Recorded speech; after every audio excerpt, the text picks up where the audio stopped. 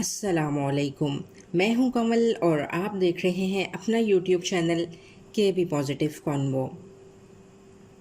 ناظرین، اللہ تعالیٰ کی عطا کردہ ان گنت نعمتوں میں سے ایک بڑی نعمت ہمارے جسم میں رواں دواں خون ہے، جس کی روانی نظام زندگی کو برقرار رکھنے کے ساتھ ساتھ ہمیں فعال بھی رکھتی ہے۔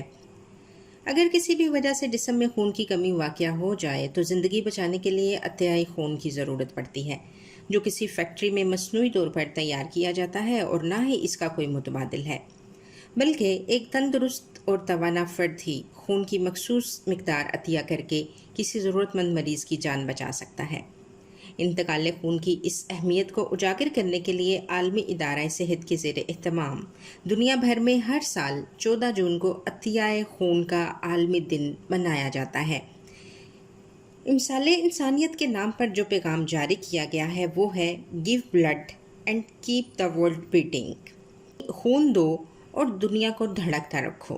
واضح رہے، 14 جون 1968 سائنسدان کارل لینڈسٹینر کا یوم پیدائش ہے، جنہوں نے خون کے 3 الگ الگ گروپس اے، بی اور او دریافت کر کے ثابت کیا کہ 2 مختلف بلڈ گروپس ایک باڈی میں یکجا نہیں رہ سکتے۔ اس طرح خون کے خلیات تباہ ہو جاتے ہیں۔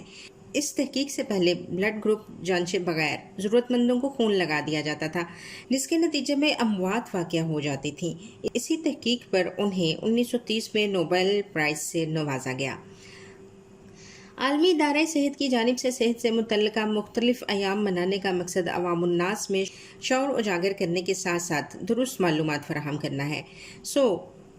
یہ یوم منانے کا مقصد بھی معاشرے میں رضاکارانہ بنیادوں پر خون عطیہ کرنے کا شعور پیدا کرنا اور اس پیغام کو فروغ دینا ہے کہ عطیہ خون ایک تندرست اور صحت مند فرد کی جانب سے کسی ضرورت مند کے لیے بہترین تحفہ محبت اور تحفہ زندگی ہے۔ نیز یہ دن ان لوگوں کے تشکر کے طور پر بھی منایا جاتا ہے جو رضاکارانہ طور پر خون دیتے ہیں۔ سورہ مائدہ کی آیت نمبر 32 میں اللہ تعالیٰ فرماتے ہیں، جس نے ایک انسان کی جان بچائی گویا اس نے پوری انسانیت کی جان بچائی۔ تو مائی ڈیئر لسنرز، خون ہمارے جسم میں کلیدی کردار ادا کرتا ہے۔ ایک فرد کے جسم میں تقریباً 95% خون ہڈیوں کے گودے میں بنتا ہے، جبکہ جگر، تلی اور غدود خون کا نظام فعال رکھنے میں معاونت کرتے ہیں۔ خون کا بنیادی بلاک اسٹیم سیلز ہڈیوں میں پایا جاتا ہے، جو خون کے مختلف اجزاء مثلاً سرخ خلیات، سفید خلیات اور پلیٹلیٹس بناتا ہے۔ یہ اجزاء مختلف امور انجام دیتے ہیں۔ ایک صحت مند فرد کے جسم میں روزانہ تقریباً 400 سے 2000 ملی لیٹر خون بنتا ہے، جو دل کے پمپ کے ذریعے پہلے وریدوں میں آتا ہے، جہاں سے یہ صاف خون آکسیجن والا چھوٹی چھوٹی نالیوں کے ذریعے پورے جسم میں پھیل کر دوبارہ شریانوں کے ذریعے دل میں واپس آ جاتا ہے، تاکہ استعمال شدہ خون جس میں کاربن ڈائی آکسائڈ پایا جاتا ہے دوبارہ صاف کر کے وریدوں میں جا سکے۔ یوں ایک منظم طریقے سے خون پورے جسم میں مسلسل گردش کرتا ہے۔ خون کا کام صرف گردش کرنا ہی نہیں، بلکہ جسم کے تمام حصوں تک غذائیت، وائٹامنز، ہارمونز، نمکیات، اینٹی باڈیز، آکسیجن اور حرارت پہنچانا اور جسم کے تمام حصوں کو فاسد مادوں اور کاربن ڈائی آکسائڈ سے صاف کرنا بھی ہے۔ کسی بھی فرد کے جسم میں رواں خون اس کے وزن کا 10% حصہ ہوتا ہے۔ عمومی طور پر ایک بالغ صحت مند فرد کے جسم میں تقریباً 1.2 سے 1.5 گیلن خون پایا جاتا ہے۔ خون کا مائع حصہ پلازما کہلاتا ہے، جس میں 2 طرح کے خلیات پائے جاتے ہیں، red cells and white cells. Red cells کا کام پھیپھڑوں سے پورے جسم میں آکسیجن فراہم کرنا ہے، جبکہ وائٹ سیلز بیماریوں کے خلاف لڑنے کے ساتھ ساتھ قوت مدافعت مضبوط بناتے ہیں۔ سفید خلیات سیلز کی بھی کئی اقسام ہیں۔ پلیٹلیٹس کسی بھی وجہ سے جسم سے بہتا ہوا خون روکنے میں معاون ثابت ہوتے ہیں۔ خون کے ریڈ سیلز میں ہیموگلوبن پایا جاتا ہے، جو آئرن اور گلوبن پروٹین کا مرکب ہوتا ہے۔ واضح رہے کہ جسم میں خون کی کمی کی جانچ ہیموگلوبن کے ہی ذریعے سے ممکن ہے۔ خون کا عطیہ دینے کے بعد رضاکار میں 48 گھنٹوں میں خون کا پلازما والا جزو تیار ہو جاتا ہے، البتہ خون کے سرخ خلیے بننے میں کم از کم 4 سے 8 ہفتے لگتے ہیں۔ مائی ڈیئر لسنرز، جسم میں خون کی کمی کی کئی وجوہات ہو سکتی ہیں، مثلاً درست مقدار میں خون کا نہ بننا، کسی بھی وجہ سے خون کا ضائع ہو جانا، یا خون کے ریڈ سیلز کی بجائے مضر ذرات کا بننا وغیرہ۔ یہ ساری وجوہات بہت تفصیل طلب ہیں جن کا یہاں احاطہ کرنا بہت مشکل ہے، لیکن اگر جسم درست مقدار میں خون بنانے سے قاصر ہو تو اس کے اسباب میں ناکافی غذا کی مختلف اہم اجزاء iron, folic acid, vitamin B اور پروٹین کا سرے سے نہ ہونا یا کم مقدار میں شامل ہونا ہے۔ ان تمام اسباب کا علاج بآسانی ہو جاتا ہے، مگر بعض ایسی بیماریاں جو پیدائشی طور پر لاحق ہوتی ہیں جنہیں جنیاتی کہا جاتا ہے، ان میں بھی خون پیدا کرنے کی صلاحیت متاثر ہوتی ہے اور تاعمر خون لگوانے کی ضرورت پیش آتی رہتی ہے۔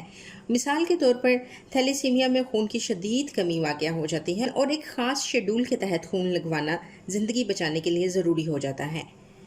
اس میں کوئی شک نہیں کہ انتقال خون زندگی بچانے میں بے حد مددگار اور معاون ثابت ہوتا ہے، جس کے لیے عطیہ خون کے رجحان کو فروغ دینا از حد ضروری ہے تاکہ کئی انسانی زندگیوں کو ضائع ہونے سے بچایا جا سکے۔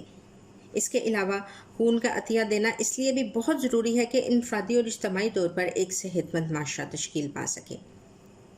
ناظرین، انتقال خون کے کئی فوائد ہیں، جیسا کہ سب سے بڑا فائدہ تو یہی ہے کہ ہمارا خون کسی کی زندگی بچانے کے کام آ جائے۔ واضح رہے کہ ایک عطیہ خون سے 3 زندگیاں بچائی جا سکتی ہیں۔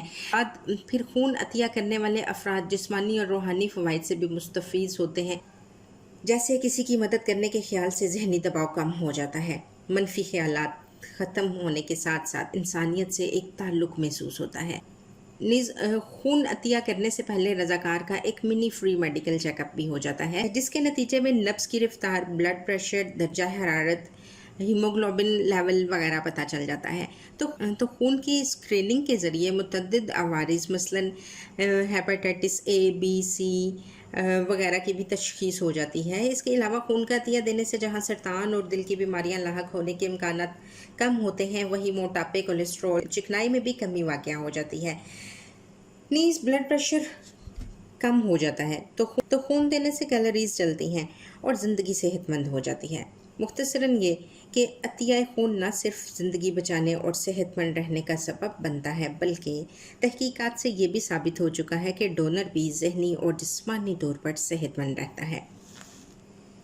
اور میڈ ڈیئر لسنرز، بعض صورتوں میں خون عطیہ نہیں کیا جا سکتا، مثلاً بلوغت سے پہلے 18 سال سے کم عمر ہونے کی صورت میں، یا HIV، ہیپاٹائٹس بی، سی یا کوئی بھی موذی مرض لاحق ہو تو خون کا عطیہ نہیں کیا جا سکتا۔ اکثر ہمارے ذہن میں یہ سوال بھی ہوتا ہے کہ ہم خون کا عطیہ ایک جگہ سے دوسری جگہ بحفاظت منتقل کر سکتے ہیں؟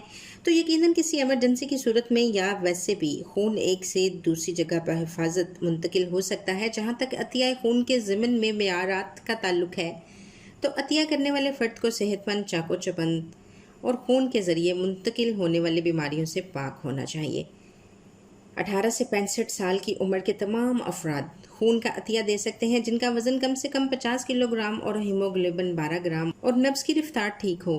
18 سال سے کم عمر افراد اپنے سرپرست کی اجازت سے اور بڑی عمر کے افراد کی مخصوص ٹیسٹ اور معائنے کے بعد خون عطیہ کر سکتے ہیں۔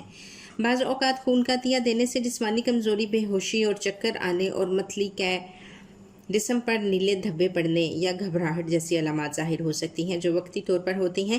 مائی ڈیئر لسنرز، یاد رکھیے خون عطیہ کرنا ایک صحت مند فرد کے لیے بالکل محفوظ عمل ہے کہ اس عمل کے دوران صاف ستھرے آلات، سرنجز وغیرہ استعمال کی جاتی ہیں۔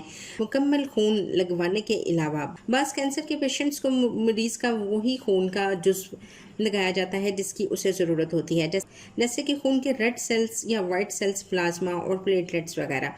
واضح رہے مختلف ٹیسٹ کروانے کے بعد خون کے اجزاء ایک خاص طریقے سے محفوظ کر دیے جاتے ہیں تاکہ ضرورت پڑنے پر استعمال کیے جا سکیں۔ عام طور پر خون کے اجزاء میں سب سے زیادہ خون کے ریڈ سیلز اور بلڈ گروپس میں او پازیٹیو کی ضرورت پڑتی ہے۔ یاد رکھیے ایک بار خون عطیہ کرنے کے کم از کم 8 ہفتے بعد دوبارہ خون دیا جا سکتا ہے، جبکہ ایک سال میں 5 بار سے زائد خون عطیہ نہیں کرنا چاہیے۔ خواتین کے لیے 4 ماہ کا وقفہ ضروری ہے، البتہ پلیٹلیٹس ہر ہفتے عطیہ کیے جا سکتے ہیں۔ مائی ڈیئر لسنرز، انتقال خون کے ذریعے جہاں ایک صحت مند معاشرے کی تشکیل میں اپنا کردار ادا کیا جا سکتا ہے، وہیں انسانیت کی خدمت کے ساتھ ساتھ دل کی دھڑکنیں برقرار رکھنے میں بھی مدد فراہم کی جا سکتی ہے۔ لہٰذا خون کا عطیہ کریں اور صلہ پائیں۔ یاد رکھیے ہر نیکی پلٹ کر آتی ہے۔ ملتے ہیں نیکسٹ کسی ویڈیو میں۔ اپنا بہت سا خیال رکھیے گا۔ اللہ حافظ۔